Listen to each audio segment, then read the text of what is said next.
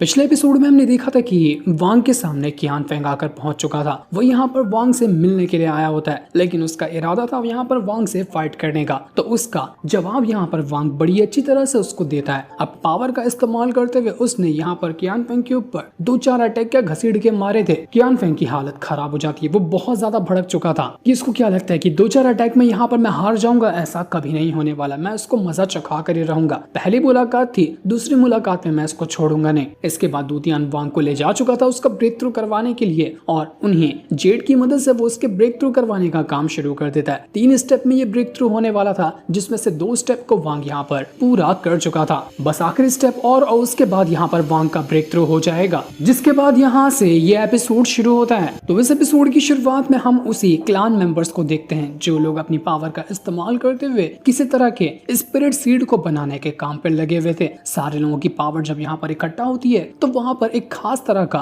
Spirit seed बनकर तैयार हो चुका था। तो यहाँ पर वो बंदा भी खड़ा होता है जो कि वांग का रास्ता रोकने के लिए पिछले एपिसोड में आया हुआ था, पर दूतियान ने उसकी वाट लगा दिया था। तो यहाँ पर बाकी क्लान मेंबर उससे कहते हैं कि एंसेस्टर हमारा ना वो सीड बनकर तैयार हो गया, तो अब हमें यहाँ पर वो काम शुरू कर देना चाहिए। जिस वजह से सारे के सारे लोग उसी सीड की मदद से किसी खास तरह के कॉफिन को यहाँ पर समन करते। बिल्कुल अजीब तरह का वो कॉफिन नजर आ रहा था। न जाने ये लोग यहाँ पर करने क्या वाले थे। देखते ही देखते वहां पर वो जो कॉफिन था वो यहाँ पर टूट जाता है, और उसके अंदर वो जो जायंट डीमन क्लान का जो एंसेस्टर था उसके हिस्से की किसी बंदे की एक लाश रखी हुई होती है। वो बंदा यहाँ पर कह रहा था कि अगर हम इस लाश का अच्छी तरह से इस्तेमाल करते हैं ना, तो ये जो हमारा एंसेस्ट्रियल ट्री है इसकी पावर को बढ़ाने में काम आएगा, जो कि हमारा सबसे खास और सबसे खतरनाक वाला पावरफुल ट्री है। तो यहाँ पर उन लोगों ने जो सीड बनाया था वो सीड सीधा का सीधा डाल देते हैं उसी जो जायंट डीमन क्लान एंसेस्टर के सेट का बंदा था ना उसके अंदर, जिस वजह से उस बंदे के अंदर से वो ट्री बनकर बाहर निकलकर आने लग जाता है। ये वैसा ही ट्री था जो कि काफी हद तक के डिस्ट्रॉय हो गया था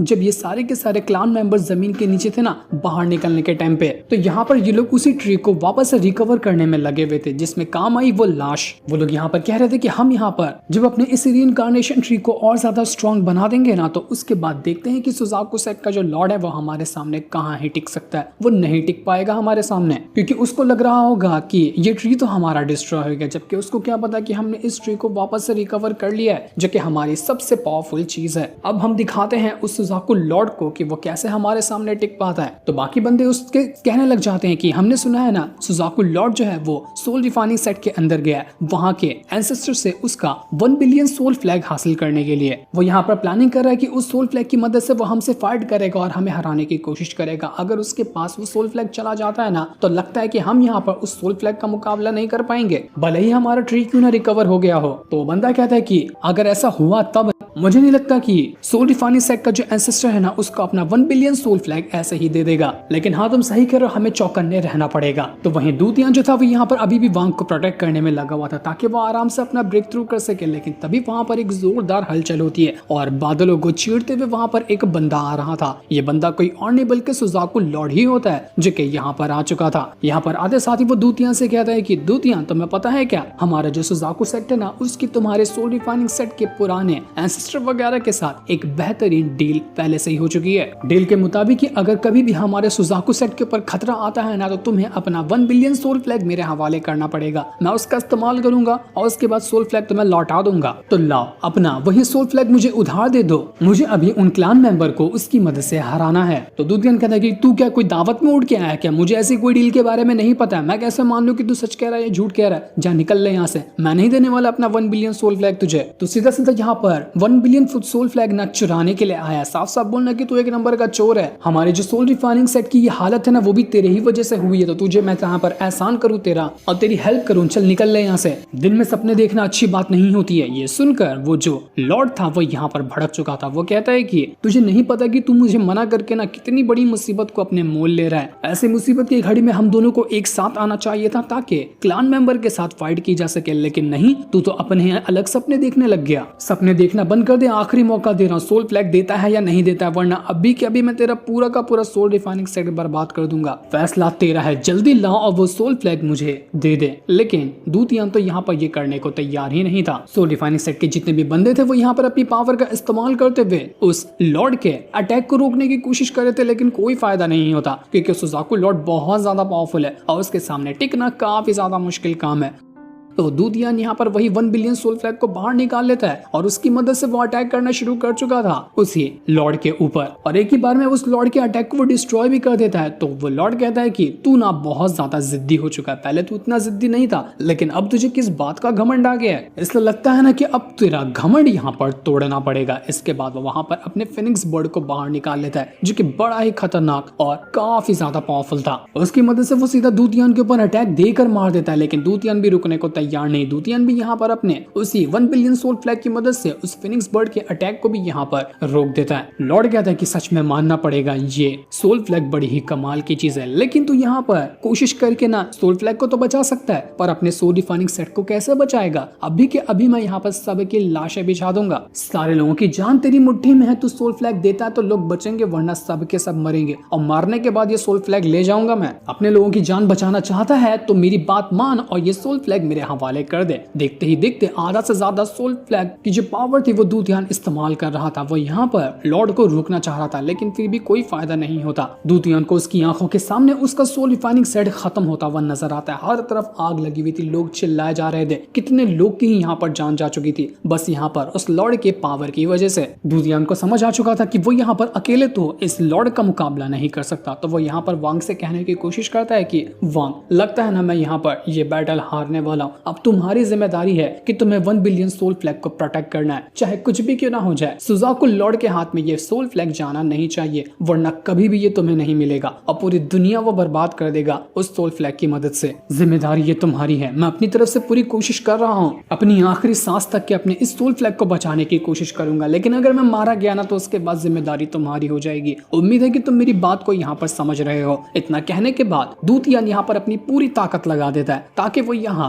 उस सुजाकु लॉर्ड को रोक सके। सुजाकु लॉर्ड को रोकना कोई बच्चों का खेल नहीं, उसका कल्टीवेशन भी असेंडेंट लेवल के पीक लेवल का है, जो कि इन्फेंट ट्रांसफॉर्मेशन लेवल के बाद आता है। दूतियान यहाँ पर अपनी पूरी ताकत लगा रहा था। वो यहाँ पर एक किसी खास तरह की ग्रेट फ्यूजन टेक्निक का इस्तेमाल कर लेता है, जिस वजह से वो जो स्पिरिट्स वगैरह है उसके सोल फ्लैग के अंदर वो सारी की सारी अपनी पावर को आपस में मर्ज करना शुरू कर देती हैं, और उनकी मदद से वहां पर एक भवंडर क्रिएट होने लग गया था। वो भवंडर एकदम खतरनाक नजर आ रहा था, और ये भवंडर जो था वो आपस में मिलते साथ ही एक बहुत बड़ी और जायंट फिगर को क्रिएट कर लेता है। ये फिगर कई सारी सोल से मिलकर बनी हुई थी। वो यहाँ पर फिगर जो थी वो सुजाकु लॉर्ड से कहती है कि तू आज यहाँ पर आया है हमारे सोल रिफाइनिंग सेट को डिस्ट्रॉय करने के लिए ना, लेकिन तू खाली हाथ जाएगा या फिर जा भी नहीं पाएगा, उसकी भी गारंटी मैं नहीं लेता हूँ, क्योंकि मैं तुझे छोड़ूंगा नहीं। तूने बहुत बड़ी गलती की है हमारे इस सोल रिफाइनिंग सेट को बर्बाद करने की कोशिश करके, तू बचने वाला नहीं है, बहुत बुरी मौत तुम मरेगा। वो जायंट फिगर अपनी पावर का इस्तेमाल करते हुए सुजाकु लॉर्ड के ऊपर अटैक कर रहा था। तो सुजाकु लॉर्ड कहता है कि तुम लोग मुझे यहाँ पर ना मजबूर कर रहे हो मेरी अपनी सबसे खतरनाक टेक्निक वगैरह का इस्तेमाल करने के लिए, और जब मैं अपनी पर आऊंगा ना तो बहुत बुरा हो जाएगा तुम्हारे लिए। लेकिन अब क्या फायदा, तुमने तो मुझे यहाँ पर उकसा दिया ही है, अब तुम बचोगे नहीं। तो सुजाकु लॉर्ड भी यहाँ पर किसी खास तरह की सील का इस्तेमाल करते हुए उस जायंट फिगर के ऊपर अटैक की घसीट कर दे मार देता है, जिस वजह से जायंट फिगर जो थी वो यहाँ पर इस अटैक को रोक नहीं पा रही थी।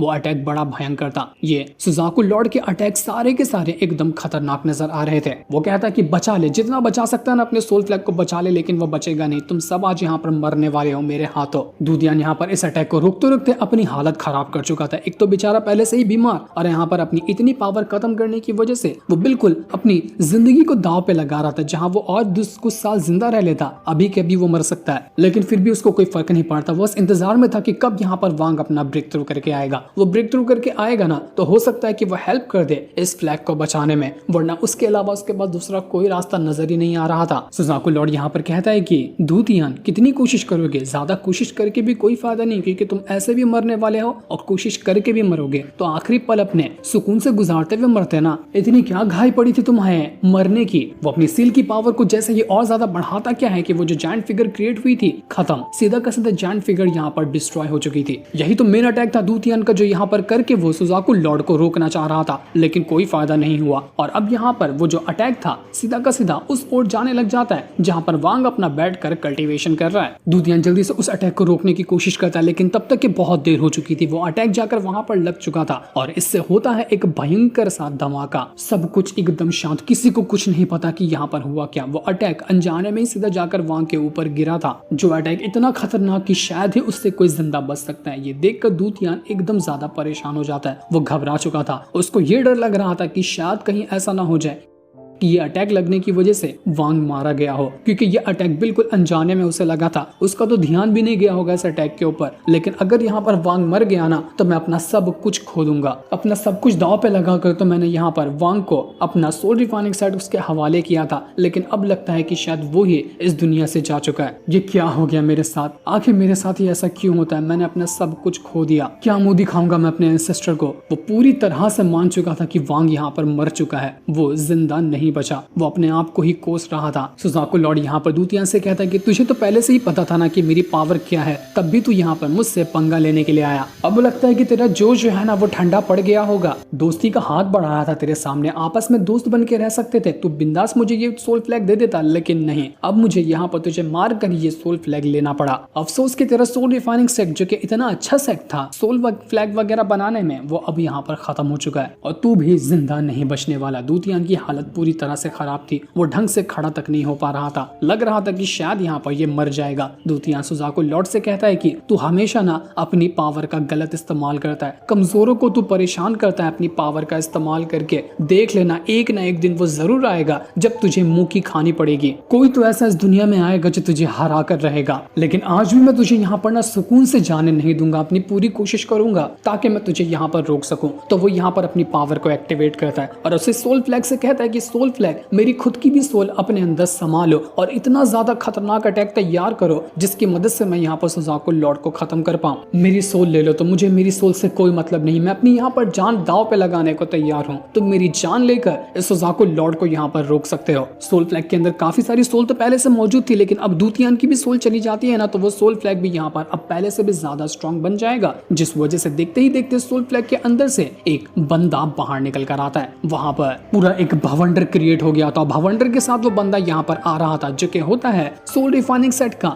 नंबर 4 वाला एंसेस्टर, जो कि दूतियान के भी बहुत पुराना वाला एंसेस्टर होगा। सुजाकु लॉर्ड जो था वो यहाँ पर 4th एंसेस्टर को देखकर एकदम ज्यादा पगला चुका था कि ये 4th एंसेस्टर यहाँ पर कैसे आ सकता है, क्योंकि 4th एंसेस्टर के बारे में वो जानता था, क्योंकि 4th एंसेस्टर एक दुनिया में ऐसा इंसान था जिसके पास 3 तरह की गोल्डन स्पिरिचुअल रूट्स थी। एक ऐसा लौता इंसान, इस तरह का इंसान दुनिया में कोई एग्जिस्ट ही नहीं करता था। तीनों की तीनों जो गोल्डन रूट थी उसकी, वो अलग अलग तरह की कल्टीवेशन पावर को होल्ड करती थी, जिस वजह से वो 4th एंसेस्टर इतना खतरनाक था कि उसकी पावर का अंदाजा भी नहीं लगाया जा सकता। और जब इस 4th एंसेस्टर की पावर उस सोल फ्लैग के अंदर गई ना, तभी से जाकर वो सोल फ्लैग इतना ज्यादा स्ट्रॉन्ग हुआ, वरना उससे पहले सोल फ्लैग उतना स्ट्रॉन्ग नहीं था। मेन पावर जो सोल फ्लैग को मजबूत बनाती है वो उसी 4th एंसेस्टर की पावर थी, और अब यहाँ पर वही आ चुका था यहाँ उस सुजाकु लॉर्ड से फाइट करने के लिए। जब दूतियान ने अपनी सारी की सारी लाइफ स्पैन उस फ्लैग के अंदर डाली, इस वजह से दूतियान यहाँ पर कह रहा था कि मैं तो यहाँ पर मरने वाला हूँ, लेकिन मुझे इससे कोई फर्क नहीं पड़ता, लेकिन सुजाकु लॉर्ड तू भी जिंदा बचकर नहीं जाएगा, मरेंगे तो आज हम दोनों यहाँ पर साथ में ही मरेंगे, कोई अकेला नहीं मरेगा। इसके बाद दूतियान सीधा का सीधा उस 4th एंसेस्टर का अटैक लेकर मार देता है उसी सुजाकु लॉर्ड के ऊपर, जिस वजह से सुजाकु लॉर्ड यहाँ पर अपने उस अटैक को बचने की खुद को कोशिश कर रहा था। वो अपने कई सारे अटैक को यहाँ पर रेडी कर लेता है ताकि वो अटैक से यहाँ पर खुद को बचा सके, लेकिन कोई फायदा नहीं होता। यहाँ पर जो अटैक अब उसको लग रहे थे वो अटैक उसकी पावर के भी सामने काफी ज्यादा स्ट्रॉन्ग थे। दूतियान कहता है कि कर ले, जितनी कोशिश करना ना उतनी कोशिश कर ले, लेकिन तू बचेगा नहीं। जितना हो सकता था दूतियान उतने ज्यादा अटैक वो देकर मार रहा था उसी सुजाकु लॉर्ड के ऊपर, मार मार कर उसने सुजाकु लॉर्ड की हालत खराब कर दी थी। सुजाकु लॉर्ड भी अब यहाँ पर थोड़ा थोड़ा कमजोर नजर आ रहा था और उसको कई जगह पर चोट भी लगती है, उसको खून भी निकलने लग गया था। ये देखकर सुजाकु लॉर्ड और ज्यादा भड़क जाता है। वो पूरे अटैक से घिर चुका था, लेकिन फिर भी वो यहाँ पर भड़का हुआ था कि बस बहुत हो गया। तुम लोगों को क्या लगता है कि तेरे 4th एंसेस्टर की जो पावर है 3 स्पिरिचुअल रूट की, वो मुझे यहाँ पर रोक सकती है? नहीं रोक सकती। नो डाउट कि ये पावर जो है ना वो बहुत ज्यादा खतरनाक है, लेकिन मेरे सामने नहीं है। अब तो सबसे पहले तेरे 4th एंसेस्टर की जो सोल है ना उसी को मुट्ठी में लूंगा, उसको लेने के बाद मैं सोल फ्लैग के ऊपर कब्जा करूंगा, देखता हूँ कि तू मेरा क्या उखाड़ लेता है। तो ये सुजाकु लॉर्ड जो था वो भी यहाँ पर अपनी जो लाइफ स्पैन होती है उसकी पावर को इस्तेमाल करने लग गया था। वो अपनी जिंदगी के 8 से 10 साल को कम कर देता है और पूरी पावर को वो इकट्ठा करते हुए किसी खास तरह का फॉर्मेशन क्रिएट कर रहा था। ये फॉर्मेशन अब यहाँ पर उसी 4th एंसेस्टर के अटैक को रोकने की कोशिश करेगा। देखते ही देखते ये अटैक यहाँ पर तैयार होने लग गया था, जिस वजह से हर एक चीज मानो स्टॉप, पूरा यहाँ पर किसी ने स्टॉप बटन दबा दिया हो, ऐसा सब कुछ रुक गया था। और तब बड़ी आसानी के साथ वो जो 4th एंसेस्टर का अटैक यहाँ पर दूतियान कर रहा था, सुजाकु लॉर्ड उस अटैक को खत्म कर देता है। अब यहाँ पर दूतियान के पास कुछ भी नहीं बचा, उसने अपनी लाइफ स्पैन खत्म किया, सब कुछ खत्म कर दिया, लेकिन फिर भी वो यहाँ पर सुजाकु लॉर्ड को नहीं रोक पाया। अब कोई चांस ही नहीं था यहाँ पर दूतियान के बचने का, क्योंकि उसके पास कोई अटैक बचा ही नहीं है करने के लिए, न ही उसके अंदर जान बची हुई है। तो वो कैसे हटाएगा, कैसे इसको मारेगा सुजाकु लॉर्ड को। दूतियान कह रहा था कि मास्टर मुझे माफ कर देना, मैं यहाँ पर आपको निराश कर चुका हूँ, क्योंकि जिस इंसान के ऊपर मैंने भरोसा करके अपना सोल रिफाइनिंग सेट दिया था वो भी अब इस दुनिया में नहीं रहा, वो भी खत्म हो गया। अब मैं भी खत्म होने वाला हूँ, हमारा सोल रिफाइनिंग सेट अब यहाँ पर खत्म हो चुका है। ये चीज देखकर वो जो सुजाकु लॉर्ड था अब यहाँ पर सीधा का सीधा उस सोल फ्लैग को लेने की कोशिश करता है, लेकिन वो उसको टच क्या कर पाता कि वहां पर होता है एकदम जोरदार धमाका और आवाज आती है कि भाड़ में जा तू, जो भी सोल फ्लैग के ऊपर नजर रखेगा उसको मरना पड़ेगा। ये आवाज, ये ऑरा इतना भयंकर था कि सुजाकु लॉर्ड खुद उड़कर दूर फेंका जाता है, और ये ऑरा किसी और के अंदर से नहीं बल्कि अपने वांग लिन के अंदर से निकला था, जो ऐसा भयंकर तरीके से यहाँ पर आया था कि मानो पूरा भूकंप आ गया। और यहाँ पर वांग लिन ने कर लिया था अपना ब्रेक थ्रू, वो पहुंच चुका है इन्फेंट ट्रांसफॉर्मेशन लेवल के अर्ली स्टेज पे। वो पावर इतनी खतरनाक कि यहाँ पर सुजाकु लॉर्ड को भी उड़ाकर दूर फेंक चुकी थी। दूतियान कहता है कि वांग तुम जिंदा हो, तुम यहाँ पर आ गए, मुझे तो लगा था कि मैंने तुम्हें हमेशा के लिए खो दिया, लेकिन नहीं, तुम यहाँ पर अभी भी जिंदा हो। सुजाकु लॉर्ड कहता है कि तू है कौन, तू कहाँ से उड़कर यहाँ पर आया। तो वांग कहता है कि मैं तेरा बाप हूँ। लगता है कि सुजाकु लॉर्ड की अब वाट लगने वाली है। जिस कमाल के सीन को दिखाते साथ ही ये एपिसोड यहीं पर एंड हो जाता है।